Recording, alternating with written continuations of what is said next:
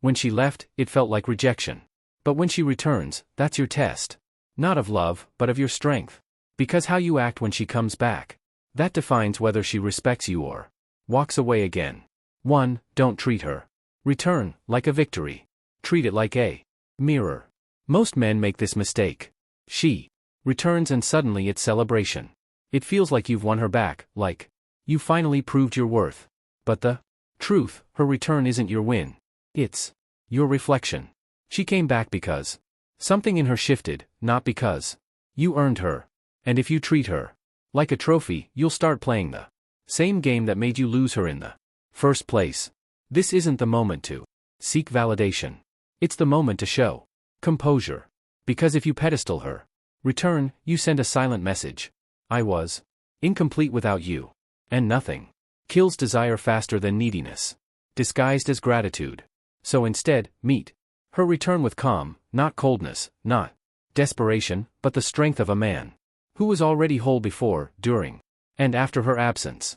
She's not the prize. Mutual respect is. And you don't earn that by celebrating her decision like it's the answer to your loneliness. You earn it by standing in your self-worth and asking yourself, does this make sense for both of us? 2. Acknowledge her, but don't overvalidate her decision. When she comes back, you don't ignore her, but you don't overcompensate either. This is where men fail quietly. They think that by showering her with praise, thank you for giving us another chance. I promise this time I'll be better. They're securing the bond. What they're really doing, surrendering their power. Acknowledgement is about presence, not performance. Say what's real. I hear you. I appreciate the effort. But avoid emotional theatrics. Why? Because the second she senses that her return makes you emotionally unstable, she questions your stability altogether. Validation is her territory. If you give it away too freely, you're not being emotionally available. You're being emotionally dependent. A strong man listens. He nods. He holds eye contact. He offers space for reconnection, but never scripts the story she wants to hear. That's the difference between being a partner and being a puppet. 3. Rebuild standards. Don't rebuild fantasy. Her return is not a time to pick up where you left off. It's not a reset button. It's a checkpoint. You get to decide what the next version of this relationship looks like. And that starts with standards. Clarity, respect, reciprocity. These aren't demands. They're direction. But here's the key. You don't shout your standards. You state them with calm. Moving forward, I need honesty, not avoidance. If we're reconnecting, it has to be mutual. No more emotional guessing games. No ultimatums, no accusations, just quiet strength. Because the moment you try to win her back by being agreeable, you lose the ability to lead the relationship. And when you lose that frame, she'll test you again, not to hurt you, but to see if you've really grown. So lead, not with control, but with conviction. Let her feel your boundaries, not your fear. And build a connection that reflects who you've become, not who you used to be. 4.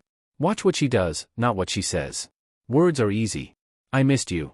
I want this to work. I've changed. Sounds good. Feels good. Means nothing. Without proof, her actions are her truth. Don't listen to the softness in her voice.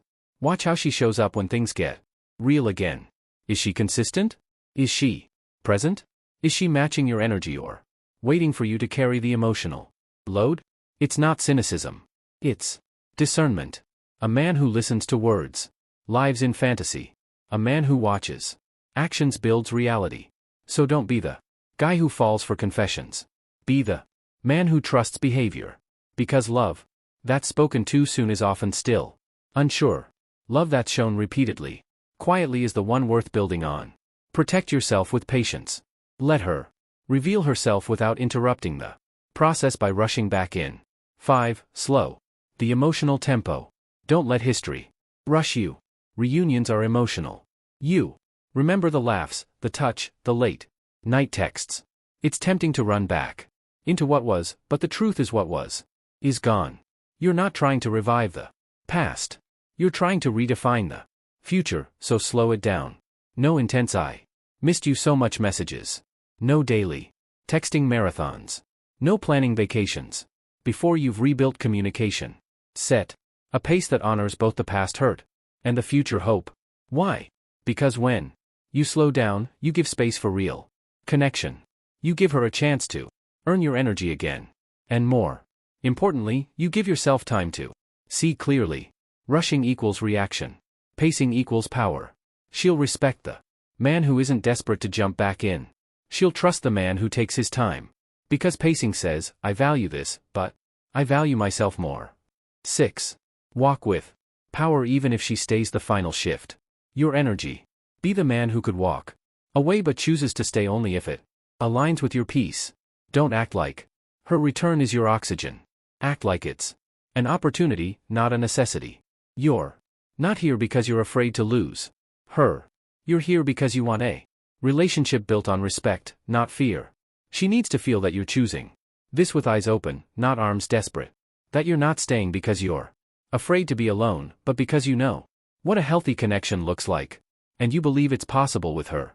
And if it's not, you'll walk silently. With dignity. Because the moment you believe your life depends on her presence, she'll start testing your absence. So hold your ground. Not to punish her, but to protect yourself. Because real love isn't a rescue mission. It's a conscious choice.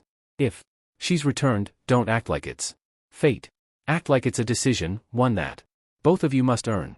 Stand firm in your values. Speak without needing to convince. Watch what she does, not what she says. And never let your desire for love override your devotion to peace. Because the strongest men are never the loudest. They're the ones who lead from stillness and walk away, not in anger, but in